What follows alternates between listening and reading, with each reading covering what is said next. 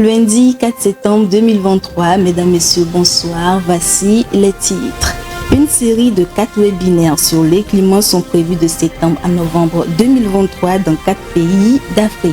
Il sera question d'améliorer la préservation des risques climatiques et de renforcer la résilience climatique en Afrique. À découvrir dans un instant. Au Cameroun, la deuxième phase du projet d'alimentation en eau potable dans 9 villes a démarré. Une action qui permettra le renforcement de la desserte en eau potable de milliers d'habitants. Et puis du côté du Sénégal, des efforts sont en cours pour une nouvelle stratégie vers la transition écologique. Cette évolution pour une solution globale aux enjeux environnementaux aboutira à un pays plus vert.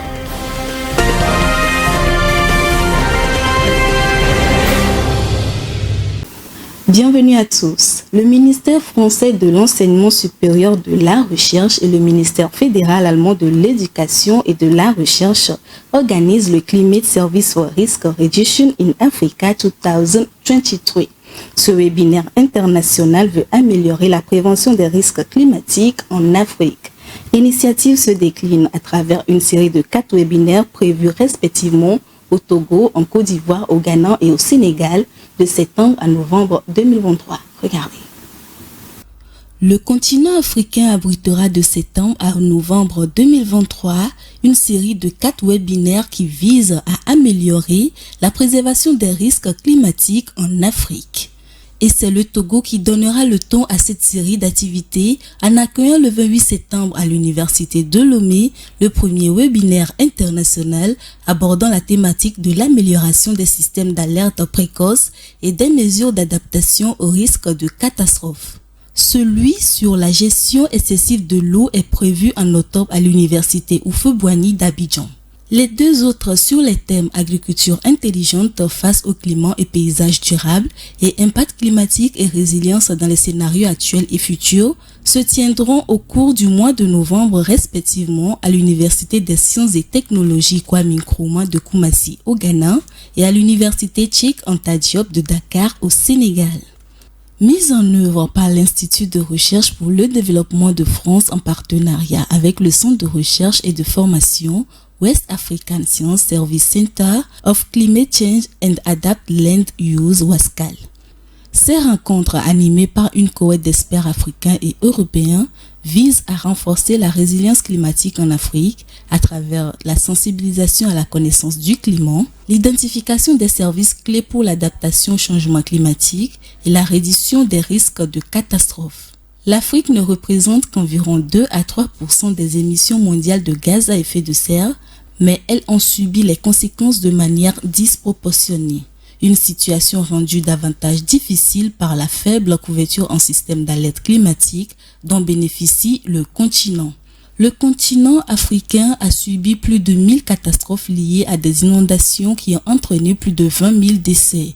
L'Organisation météorologique mondiale estime que d'ici à 2030, les conséquences du changement climatique pourraient coûter 50 milliards de dollars par an aux pays africains.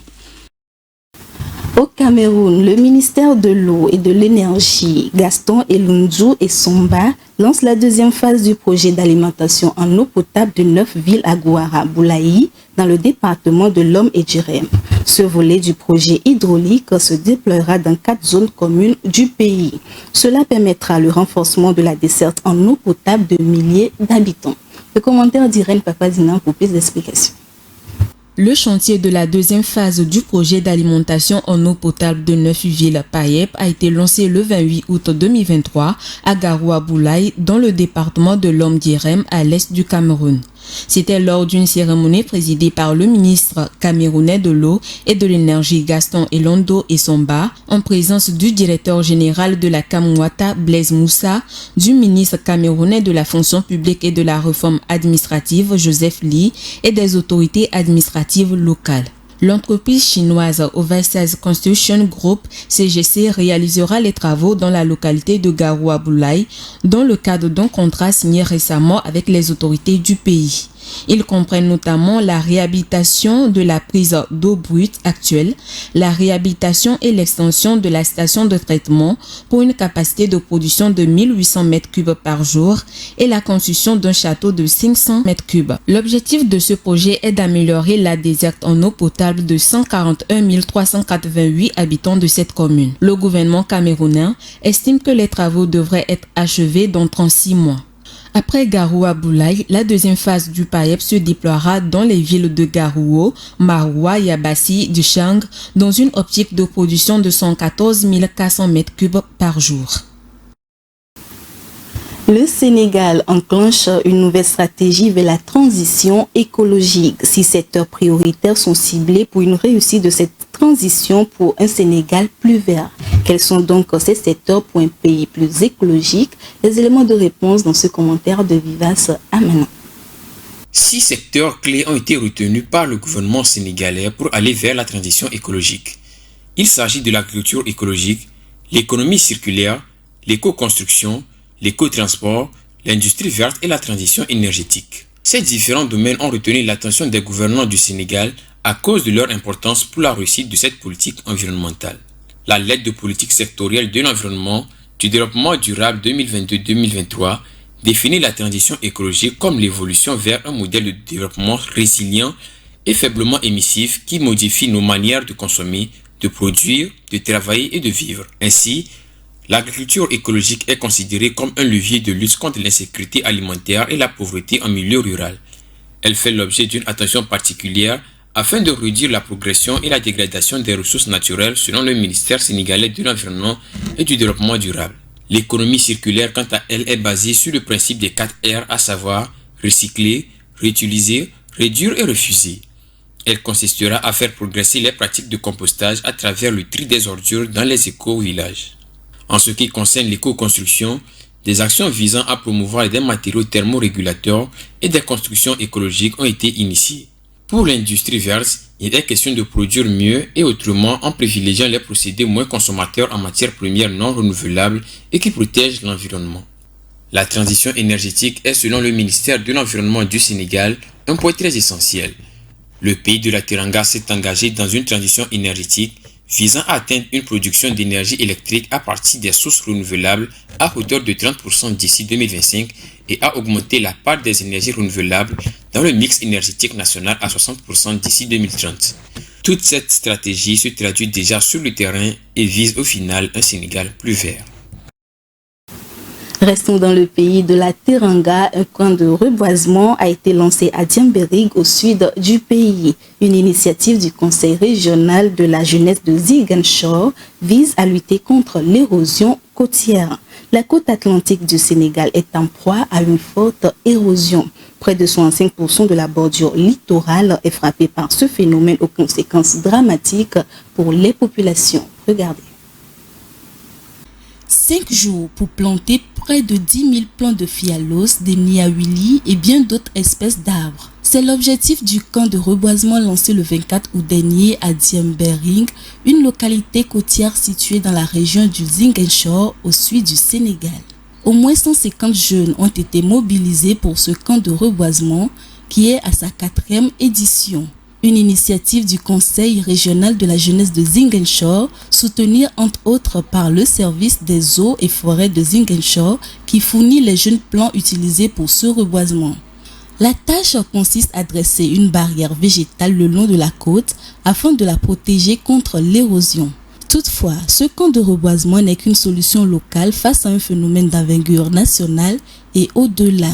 Selon les chiffres officiels, l'érosion côtière touche près de 65% du littoral sénégalais au péril des infrastructures et des moyens de subsistance des populations côtières. Pour les scientifiques, en Afrique, l'érosion côtière est causée à la fois par le réchauffement climatique et par les activités humaines. La pression démographique à laquelle les villes doivent faire face en raison de l'exode rural entraîne une urbanisation souvent non maîtrisée. La culture des algues est pratiquée comme une alternative à la pêche et à l'agriculture au Kenya. Cette activité constitue une source de revenus, un pouvoir d'emploi et contribue à faire face à la surpêche qui entraîne souvent la faim aux communautés des pêcheurs. Plus d'explications dans ce commentaire d'Irène Pakwandina. La culture des algues contribue à l'émancipation économique des communautés de pêcheurs sur les côtes kenyanes. À cause de la surpêche, les revenus des pêcheurs sont en baisse, ce qui signifie que cette nouvelle activité constitue une nouvelle source de revenus pour les ménages. Pendant longtemps, les villageois considéraient la culture des algues comme inférieure à la pêche jusqu'à ce que les stocks de poissons commencent à diminuer en raison de la surpêche. La culture des algues emploie principalement des femmes qui n'étaient traditionnellement pas autorisées à pratiquer la pêche. Les algues peuvent être récoltées tous les 45 jours et ne dépendent pas des précipitations. La plupart des matières premières produites par le groupe de cultivateurs d'algues sont exportées vers les marchés d'Afrique du Sud, des États-Unis et de la Chine. Ces extraits séchés peuvent être utilisés dans les industries cosmétiques et pharmaceutiques, ainsi que comme engrais pour les sols. Sa teneur en fibres agit comme un conditionneur de sol, tandis que sa teneur en minéraux est utilisée comme engrais. Les agriculteurs transforment également les algues en savon, en shampoing et aliments pour les volailles. Depuis 2022, une tonne métrique d'algues est vendue à $285. Ce projet est principalement soutenu par le KM Free, un institut de recherche national qui promeut le développement durable de l'économie bleue. Selon elle, la culture des algues contribue à réduire la pauvreté dans les zones côtières car elle diversifie les revenus des communautés de pêcheurs. En Belgique, la graisse de porc, de vache et de poulet mort est utilisée pour fabriquer des carburants plus écologiques. Mais les observateurs craignent que ces plans exercent une pression sur le marché actuel des déchets animaux. Cette tendance pourrait également s'avérer pire pour la planète. Des explications dans ce commentaire. La graisse animale étant considérée comme des déchets, le carburant aviation fabriqué à partir de ces matières a une empreinte carbone beaucoup plus faible. La demande de carburant fabriqué à partir de ces sous-produits animaux devait tripler d'ici à 2030, les compagnies aériennes ouvrant la voie. Mais les experts craignent que cela n'oblige d'autres industries d'utiliser davantage d'huile de palme, qui est un énorme générateur d'émissions de carbone. Les compagnies aériennes sont sous pression pour contrôler leurs énormes émissions de carbone qui provoquent principalement de la combustion de paraffine d'origine fossile dans les moteurs d'avion.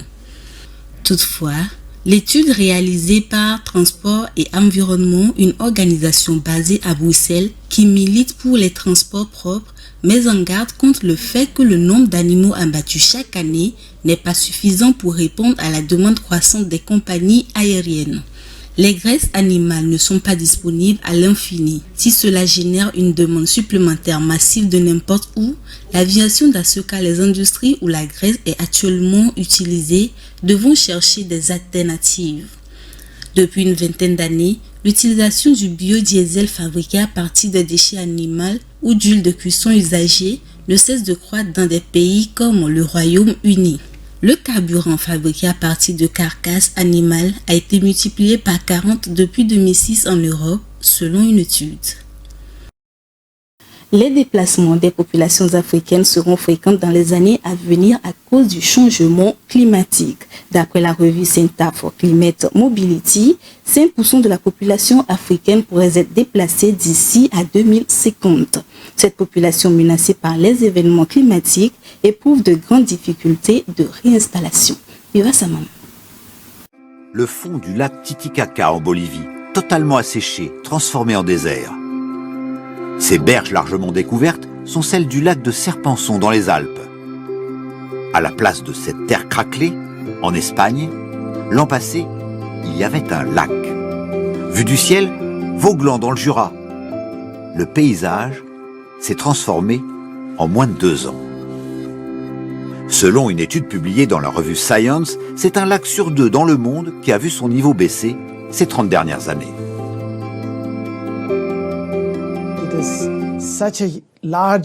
Cette eau douce est notre ressource principale pour l'humanité et son environnement.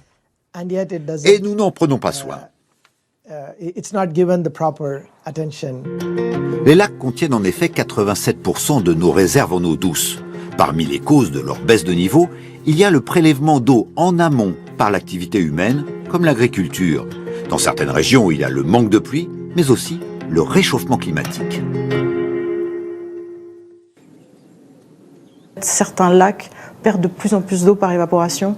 Et donc même s'il pleut autant, finalement, ils perdent plus d'eau et du coup, ils ont tendance à... Et c'est un phénomène qui s'accélère finalement, puisque plus le niveau baisse, plus ça se réchauffe et plus ça perd en évaporation. Dans le rapport de Science, il est aussi noté que même les lacs situés en zone froide ou humide voient leur niveau baisser.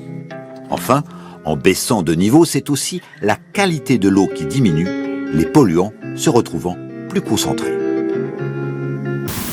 Les lagunes jouent un rôle important dans le développement d'un pays. Elles sont des réservoirs de biodiversité et de productivité écologique. Mais force est de constater qu'elles sont polluées par des ordures et d'autres espèces. Un tour dans la ville de Lomé par notre équipe de reportage sur le sujet. Le constat est amer. Regardez. Les lagunes contribuent à l'embellissement de l'environnement. Malheureusement, depuis quelques années, nos lagunes sont polluées par les eaux usées à usage domestique, des sachets. Elles sont même devenues pour certains un lieu pour se soulager. La responsabilité de tous compte pour retrouver la propriété de nos lagunes.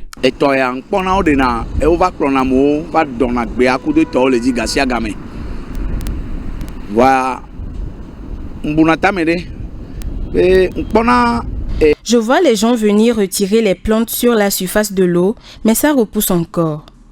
À mon avis, nous devons copier les blancs en payant les bateaux de recyclage qui fera le travail chaque jour. Nous utilisons les sachets sans sanction et nous les jetons partout. Quand il pleut, tous les déchets viennent se loger dans les lagunes et ce n'est pas bien.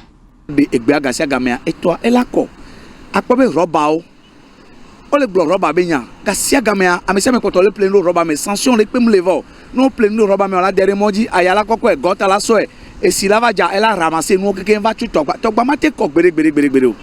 C'est à de l'État togolais de sensibiliser les jeunes de ce quartier, de cesser de jeter les ordures, surtout les sachets, les déchets. On va chercher une journée comme ça, d'appeler les jeunes de ce quartier, de venir racler, balayer les choses et enlever les choses, les déchets dedans et organiser pour faire les places quelque part comme ça pour que tous les jours quand les gens passent, la lagune soit un peu propre.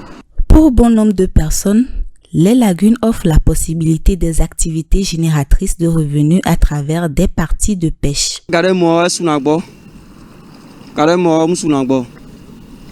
La pêche dans cette lagune, c'est par saison. Il y a des fois, tu fais une bonne partie de pêche et d'autres fois non. Par rapport aux plantes, l'eau de la lagune produit elle-même ses plantes et on ne peut rien faire contre cela. À une vitesse incompréhensible, certaines plantes poussent sur les zones des lagunes. De quel type sont-elles et comment s'explique le mécanisme de multiplication rapide? Très souvent, les herbes qui poussent sur les lagunes, on en a plusieurs. Des nénuphars, les fougères, des jacinthes d'eau. Prenons le cas de la jacinthe d'eau. C'est une plante aquatique qui se multiplie à une grande vitesse. En une journée, c'est-à-dire en une journée de 24 heures, il peut coloniser jusqu'à 5 mètres de surface de l'eau. Il se multiplie très rapidement. Si ces plantes-là se développent très rapidement, c'est grâce à l'urine. C'est ça qui facilite le développement rapide de ces plantes aquatiques-là. Bien qu'elles envahissent la surface de nos lagunes, ces plantes ont des avantages dans la vie des êtres vivants aquatiques. Ces avantages, c'est quoi? Lorsque l'eau est colonisée par la jacinthe d'eau, les poissons, les espèces aquatiques trouvent des supports de ponte. Étant donné que c'est touffu, le système racinaire est touffu, ils vont aller jusqu'à pondre leurs œufs sur le support, le système racinaire, pour pouvoir faire éclore les œufs. Et aussi la luminosité, c'est-à-dire la quantité de lumière qui rentre dans l'eau. Rendre propre notre environnement dépend des engagements de tout un chacun. Pour cela, la prise de conscience pour prendre soin et rendre propre nos atouts touristiques et nos lieux publics est importante. Ainsi s'achève cette édition. Merci de l'avoir suivi. Bon début de semaine à tous. À très bientôt.